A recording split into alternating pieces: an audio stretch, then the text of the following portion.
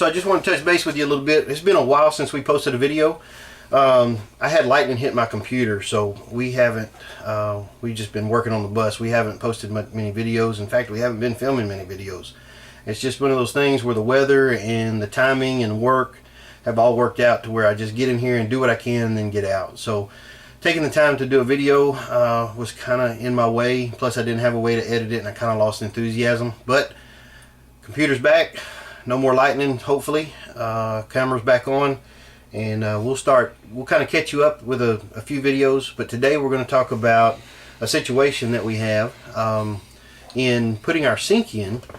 We wanted our sink in a certain place, which was up front of the wheel wells in the back. Our gray tank, however, is in the back of the wheel wells. So we kind of have to go up and over the axle to get to the gray tank.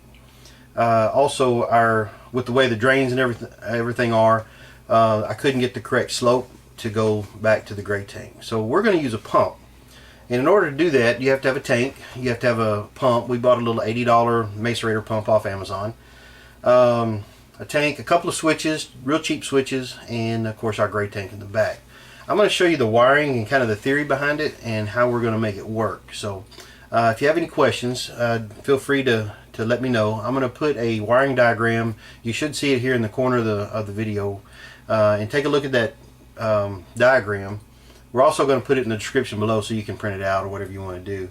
This works. We've proven it works, and we'll show you the mount and everything after we get it up and running. So today what I'm going to show you is kind of the way that we want our level switches to work. We want our pump to work. Remember, number one, on a macerator pump, is that how you say it? Macerator? You don't want it to go dry. You can't let that thing run dry. It'll burn it up. It's made for intermittent use. It's not made for continuous use. So we want the pump to come on and off automatically with the level in the tank. We don't want to have to push a switch. We don't want to have to remember to push a switch. And another thing we don't want it to happen is it to pump into the gray tank when the gray tank is totally full. That way it'll overrun through the vacuum brake. So this is the way we did it. So back here in the back, this switch was going to be mounted on the top end or the upper end of the gray tank. So you want to detect high level. Okay, so as it sets right here, you can see it's straight. The level is down. So the level is down here somewhere. As the level comes up in the gray tank, it disengages the switch, and that'll cut power to the rest of the system. So it'll be mounted in like so.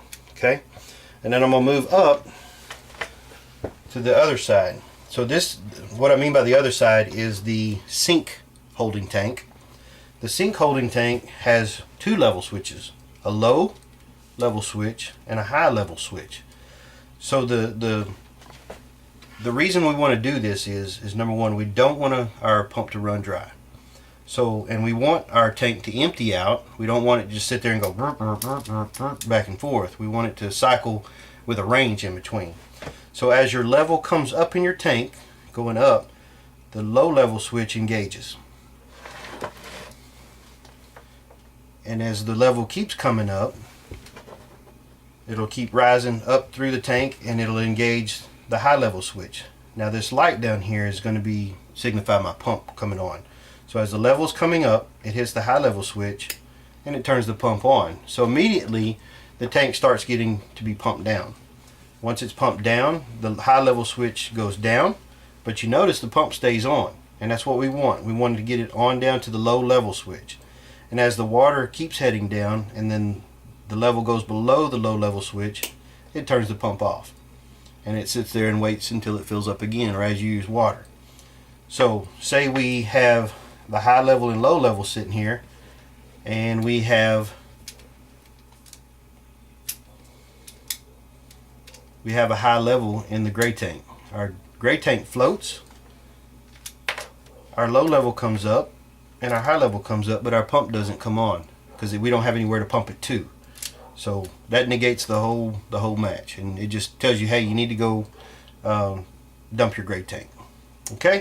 If you have any questions about that, give me a shout, and I'll try to answer the questions.